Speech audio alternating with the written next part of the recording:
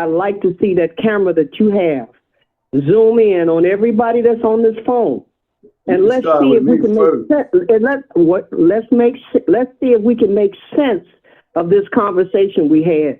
And I would like to, before we go, I would like to make sure we hear from Wanda Muhammad. Okay, Wanda.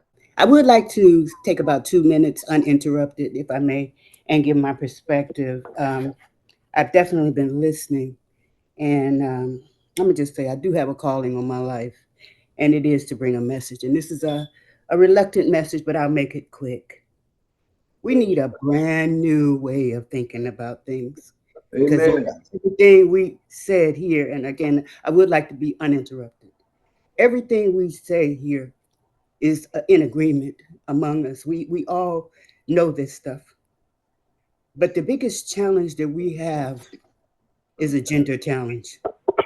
And that is this patriarchy that we are under, this male rule.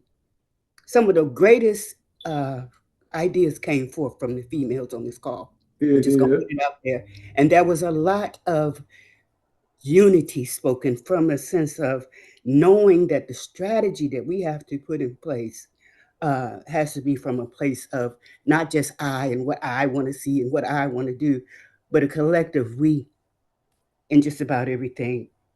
As long as there is patriarchy or male rule, there are always going to be wars, because the tendency is that is a keystone to their power to result to violence and killing, where the female is less likely to do that. You know why? Because most times she's a mother. And so she's not going to be so fast to strike violently because she doesn't want nobody to come back and violently strike her children. So this is, again, it's not an idea that I like bringing forth. It's been on my heart for over the past 20 years. The time has come for the unity of the woman to remember who she is and set up some type of united front and assume leadership in this world. The attributes of the female are needed today before it is completely destroyed by all of this male energy and male ego and male dominance. As she is the life giver, she is, her nature is love, her nature is life, and her nature is peace. So again, that's my little message. I would invite you all to see my page on TikTok. It's under the name Aya222, just to kind of see more. And if you do like what you see, I ask you to please repost it. But what we're looking at now is the era of the divine feminine coming in and representing the failure, especially if we look around at our community. I'll leave you with this, the words of the Honorable Elijah Muhammad: a nation can rise no higher than its woman. And as long as men think that their progenitor, the woman they were birthed for, is somehow lesser than themselves, and as long as he works to keep her underfoot, he can never rise to where he's supposed to be, which is the top of civilization. And with that, I'm complete. Thank you for listening. Thank you. Thank you. I have a comment when you go around. I got a comment on that. Just that. Okay. Well, go ahead and make your comment, because Sandra has her hand up and I'm going to go to her next. Some men, the reason why you hear me keep using the phrase, let's fix it. So whatever the issue is, the black male feels put on and the black woman feels put upon, but we agree that we cannot do anything without the woman. You all are the ones that birthed the men. So it's not that the men are not with you. We got to figure out how to teach us to be together with each other. So let's spend as much time as we can every waking moment of our lives, how me and you can work together and fix the negativity, whatever that is, against us. So, but to be clear, I respect women, and people that I know do the same thing. So it's not like we know women that, and throughout our history, those of us that have studied it, remember women have been warriors and controlling countries. So it ain't that I have any problem with you or we have problems with you, but we need to stop blaming each other and start fixing this. What's the issue? What's the strategy? So if you want us to have a strategy based on your premise of love, okay, you're in lane 2 with love. I'm in a lane which follow the money from A to Z. Somebody else is in another lane. But in the meantime, let's fix it. Whatever we didn't do yesterday, Let's do it today. Let's fix it today. All right, Sandra. Thank you, Obi. Sandra. I'm here. Sorry, it takes a minute for this thing, unfortunately.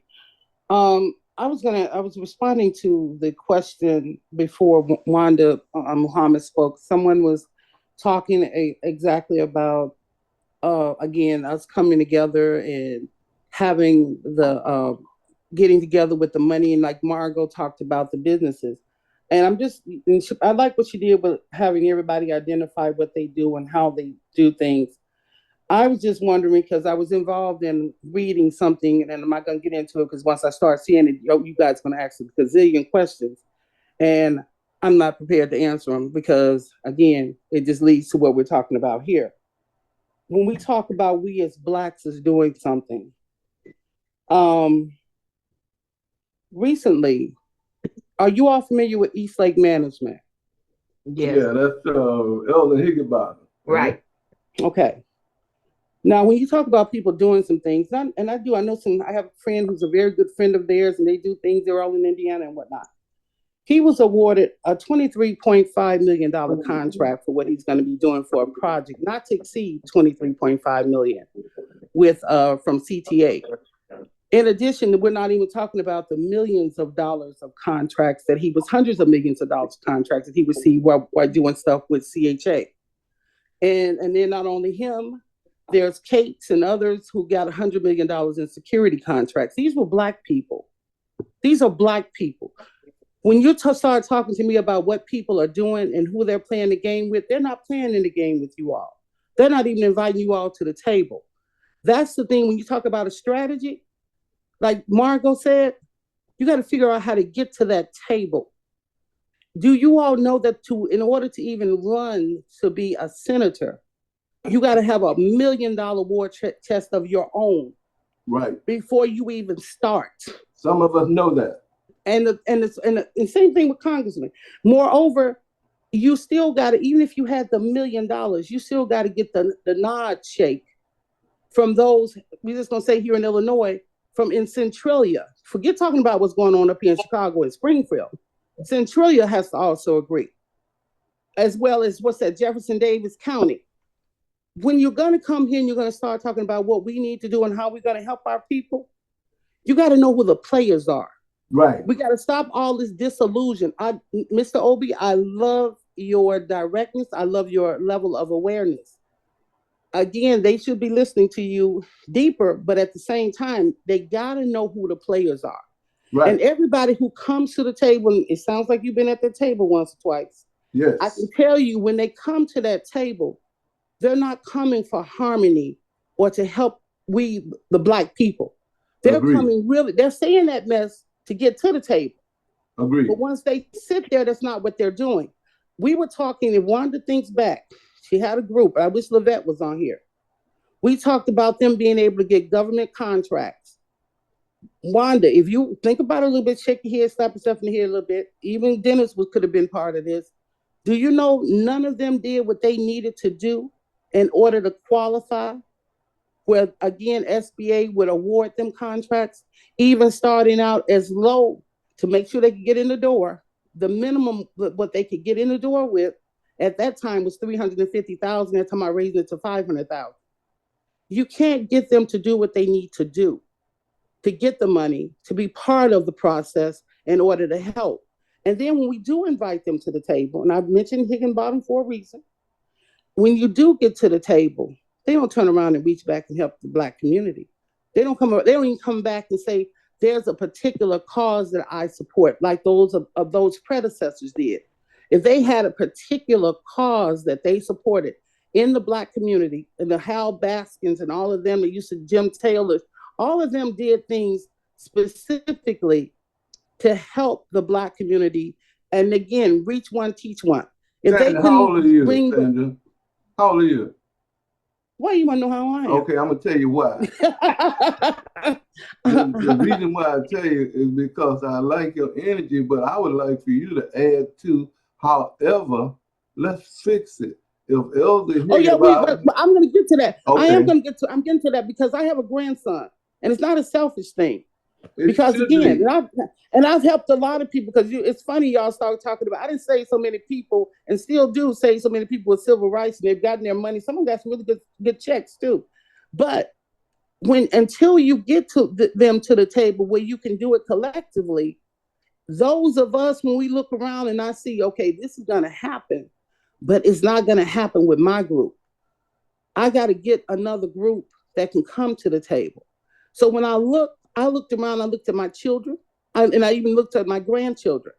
So I have one, we're trying to get another one in that group that will be able to do that and get to the table. And again, that's with exposure, it's with education. And yes, there's some money being thrown behind him. Our age group, we're here to set and I'm the consultant. I'm the one that they call again to get the answer. I'm the one that they call, like you said, to talk about the strategy and come up and with a formula and let's see if we can implement it. Not next year, not year after next, but today, because I'm that kind of person. Because that's the thing that I was trained for with DOD. We're looking at the future, but we're gonna deal with right now, right here and right now. That's what we have to start doing, especially everybody that's on here, because I don't think anybody that's on here is under 50. Not a one. I'm the oldest. Well, we love you for it. I don't know who the oldest or who whatever it is, but there's another entrepreneur that I heard ring out, and her name was Jean Lockett. She's not on here. She left. Yeah, she left. But the people that you just named some real heavy hitters here. But before we put them on that front line and say that they're not helping, we need to examine that.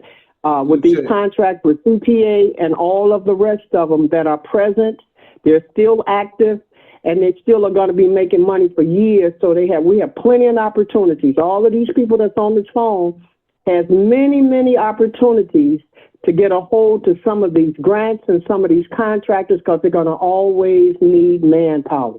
Let's not shut the door on top of them. Let's just kind of see if we can get over there into the door. Oh, I'm not shutting the door. I'm not shutting the door on top of them. No, I'm not saying you. I'm not saying you shut. I'm not saying you said they shut the door. You just listed how much contracts was out there and how much money was involved, and I just want to let them know that this opportunity is still available for them to make money under these same people. Can I give you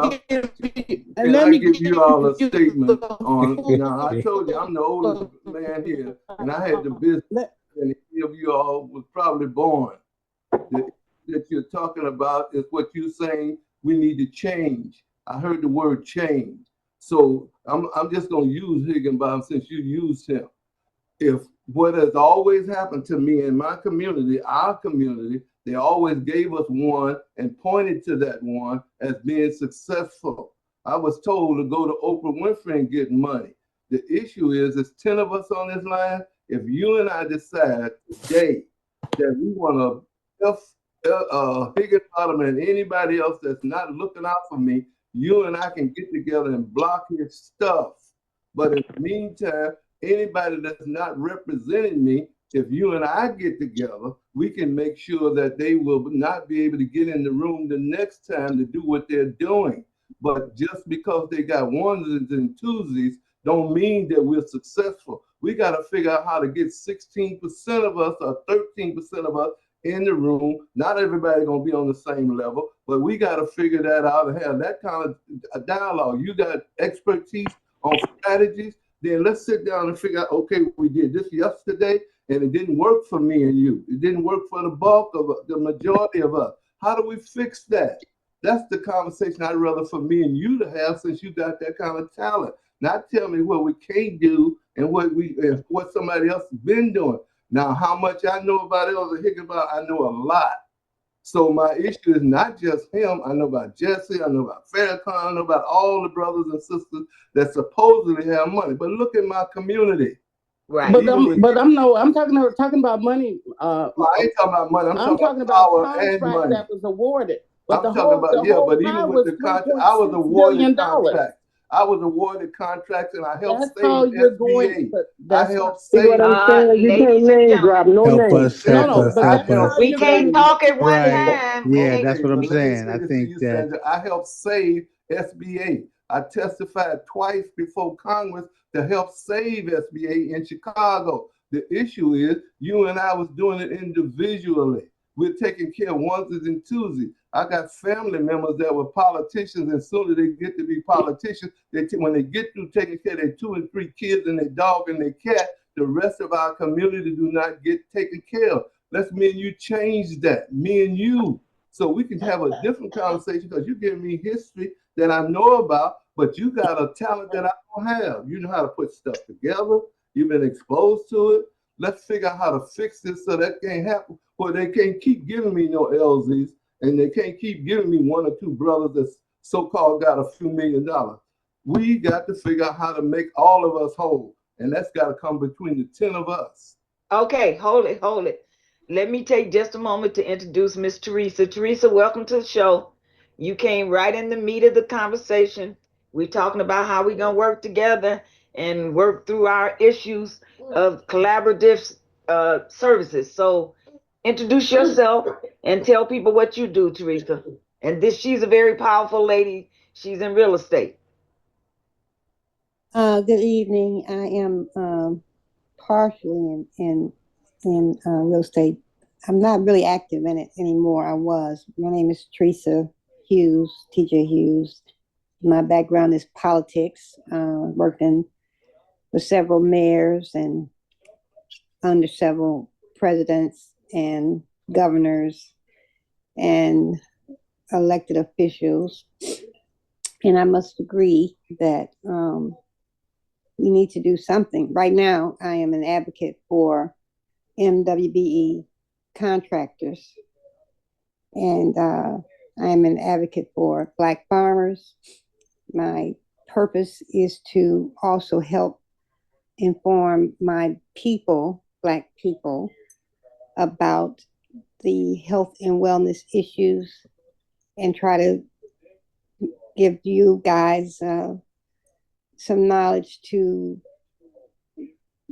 take care of yourselves. I lost 4 people in my family between the day after my birthday and New Year's Eve. That was just too much. My best friend that I met when I first moved to Chicago at the age of 14, she was a twin, and we met at 14, her and her twin, and she got pregnant when we was in high school, and so we used to switch her and her sister, her twin, out when we would go to this nuns class.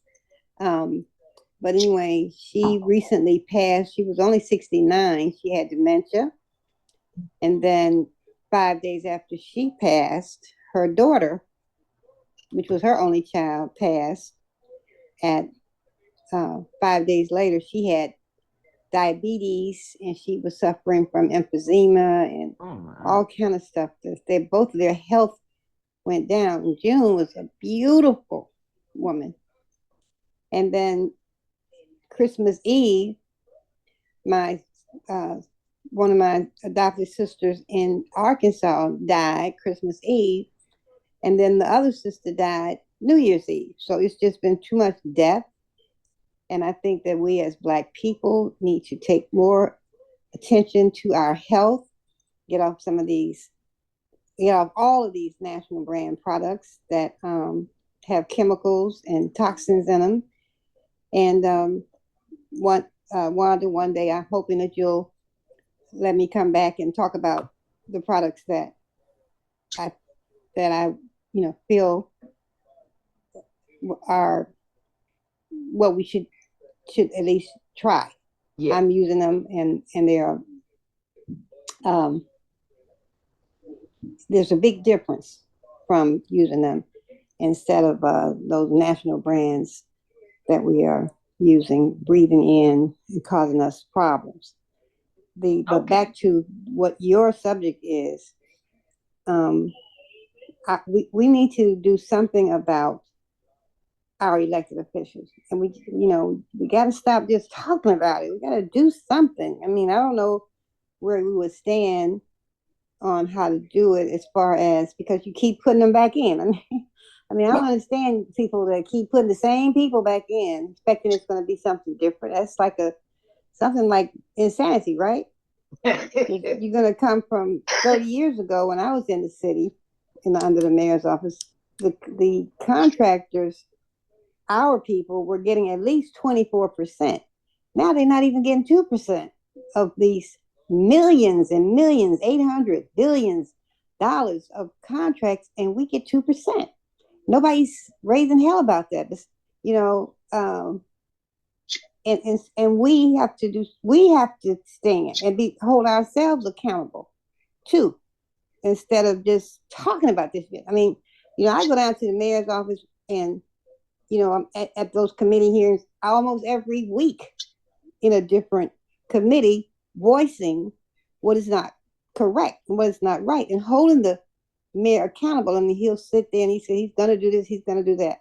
Well, he was able to finally get rid of the Hispanic woman in procurement, because we raised so much hell down there in City Hall that they had to finally let her go, and they had to end up paying her out of her contract. But that's, I think he was holding it back because her contract, they owed her like $400,000. But hell, if she had stayed there for those other years, she would have been getting more than that, and still taken away from Black people and giving all the contracts to the Hispanics.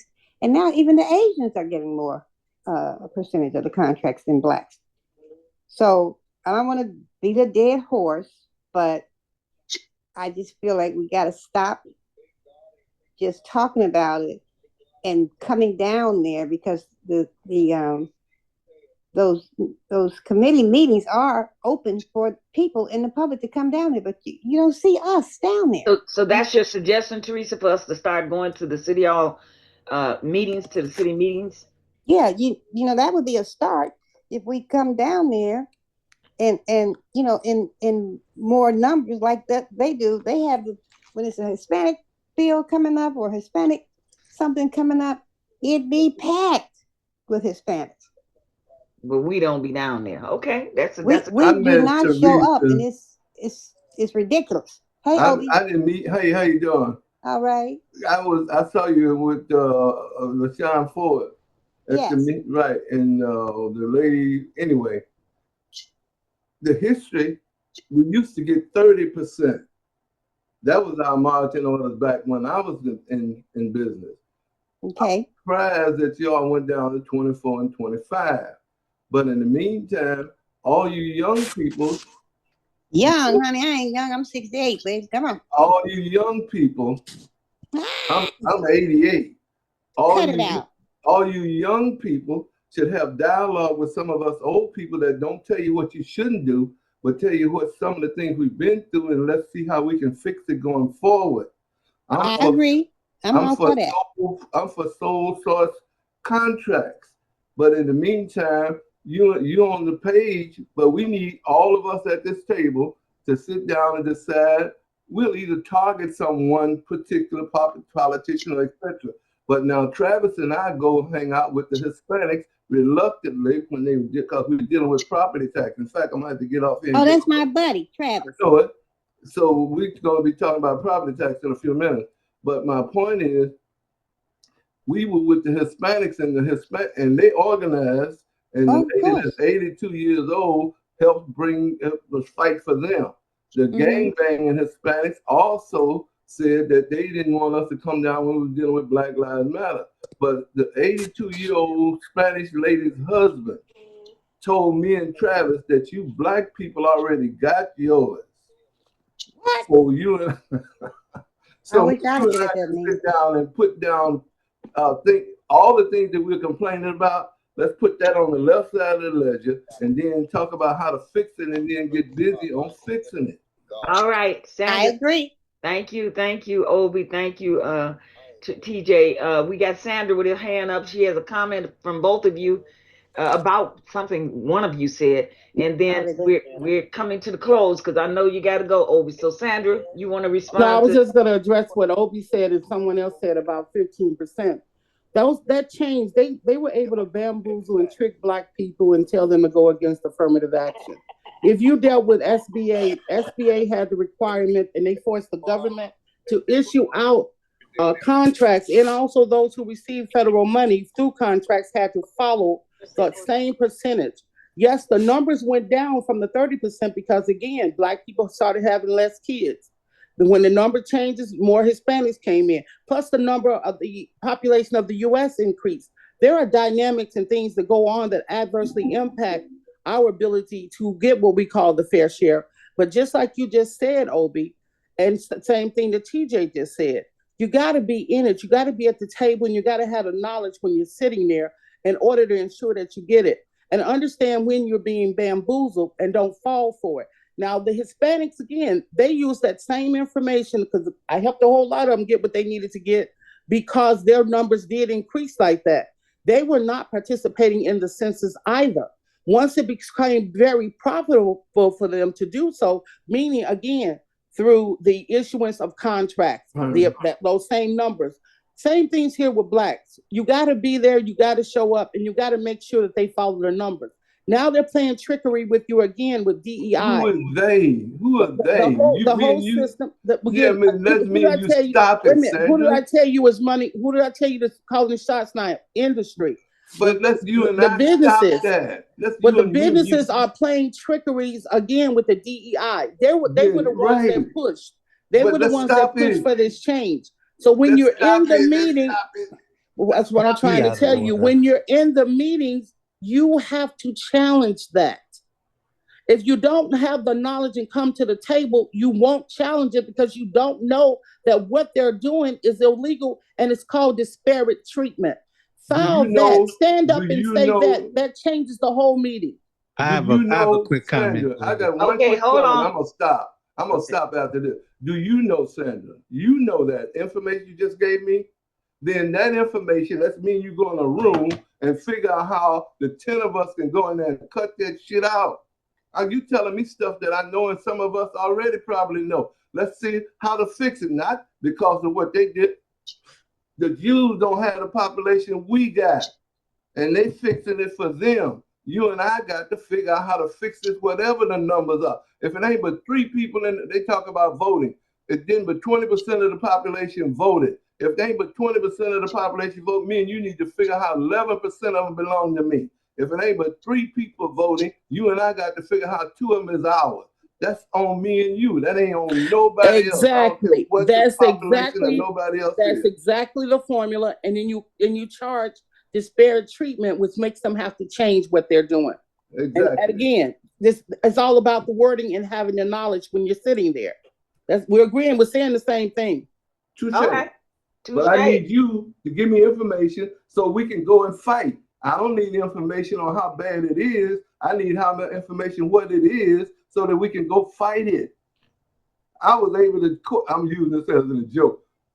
50 guys was hitting on you to be their woman. I was able to come and say the same thing and you chose me.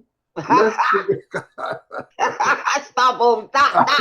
Okay. I love you guys, but no, we got to fix this. Okay, all right. This is my last statement. I'm part of an organization where we got a bunch of white folks in there. And when the Supreme Court changed the affirmative action message, they came and said, I understand, I'll work with you. I said, no, I don't need you to work with me. I need me and Sally and Sam to work together. And then once we get us together, then we can invite you in. But I don't want you part of my strategy right this moment because you don't have the same interest on fixing me as I do.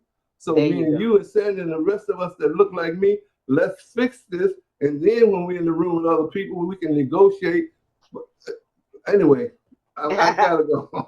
Okay. Thanks for letting me talk. But Sandy, right. I love you. You remember I told you 15 guys was hitting on you, and you chose me because of your message. Get out of here. I love you guys. Thank you. Teresa, you got your hand up. You're next. Thank you. Anyway, I have gone down.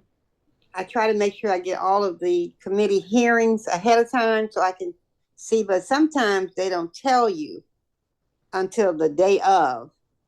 And they do that, I think they do that deliberately, so that we won't come down, especially if it's got something to do with Black people having an input into it.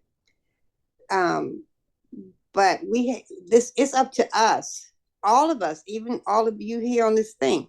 You have to be accountable too. You have to hold yourself accountable to finding out what's going on. And I've gone to a meeting that they didn't want me in the mayor's office, and I just went up in there anyway. So so what was they gonna do after I was already up in there? Put me out? No.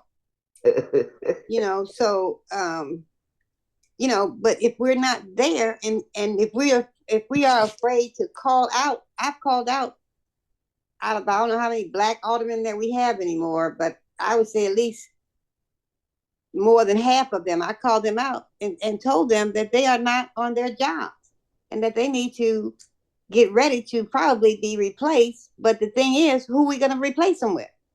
You see what I'm saying? We haven't trained anybody to take their place. They don't. Mickey Exactly. Mouse and Donald Duck to do a better job. They haven't given the young people. There are some great young Black men and women who could do their jobs, but the ones that's there, they've been there forever, and they won't even share the information. They have to. They damn near almost dying. Yeah. To get out. Yeah. And so that's my question: how can we get them, the elected officials that are in there that ain't doing shit, out of those seats and put someone in? And another thing, we can't have 99 Black people running for one spot, because that just opens the door for the Hispanic person or the Asian person, or to come in. We have to get out of this crab syndrome mindset and do our due diligence on anybody that has half a chance to get in there. And they don't necessarily have to be Black for me, because I'm from the South. I don't give a damn. They can be Black, white, green, polka dot, whatever. As long as they're going to take care and look out for our people. You understand? As long as they have the right heart and the mindset to do the right thing, which is whatever it is that's right. It's enough for everybody. Let's cut it up and do that. Because the enemy should not be Chicago. The enemy is the people that are outside of Chicago that's coming in here getting all the damn contracts. All right, that makes sense. Thank you, Teresa. Thank you, and I'm sorry. That's all right. Thank you very much. I just want to take just a moment to welcome Lavette to the show. And Lavette, we've all been talking about what we can do to change what's going on in our country about, politics and contracts and all. You missed most of that, but would you take a minute just to introduce yourself and tell people what you do? And we're about to close the show, and maybe you can make a comment. Good evening. My apologies for chiming in late. My name is Lavette Haynes. I'm limo with Chicago Communicator News Media, and that's Lavette's In My Opinion. And I don't have very much to contribute to tonight's show because I have come on late. But I think that when we are talking about, I guess the topic was about global wars, and it's not only the war on the outside, but also the war within. And we are a people that have been damaged, and we have to understand that, trauma does not just mean you've been traumatized in this lifetime, but we are connected to our ancestors, and the trauma that they have experienced is definitely transmitted to us, to our children, and we have to combat that through methods of peace and love. And we have a program that we promote at the Garfield Park Gold Dome called The Plan. And the plan is promoting peace, love, art, and nature with intergenerations coming together under that umbrella. And so war has been prevalent throughout history. And the stress of wars is what brings out the best in people. Because during the 60s and the 70s, we protested. We protested the things that we disagreed with. And we came together in unity to make it happen. I remember in South Africa when apartheid was prevalent, Black folks said, we will not buy shale gas. And we brought them to their knees. So we have the power. We are the most dominant people in the world. And once we understand that we are not the minority and that the power within us is definitely most powerful, and we've made connections with people in other countries like Ghana. We brought King Tamaloko from Ghana, the Lord Volta of Ghana, and they're saying, we have land for you. We have contracts that you can come and help build. So we need to look globally to other people, other countries, so that we're not in America talking about we're stuck. So let's be global. We can get Dr. Spivey on here, who is part of that global university, and know that this is not the end all, and that we make a difference, and we've always made a difference in the world, and we still have that power within us to continue to be a force to be reckoned with. So that's it. Oh, thank you so much, Lavette. That's a nice way to close the show out. Ladies and gentlemen, I really appreciate all the input. Let's come back again to next week on Wednesday and talk about other strategies that will enable us to be the best we can be as a holistic people. Have a good night, ladies and gentlemen, and thank you for attending. Okay, bye.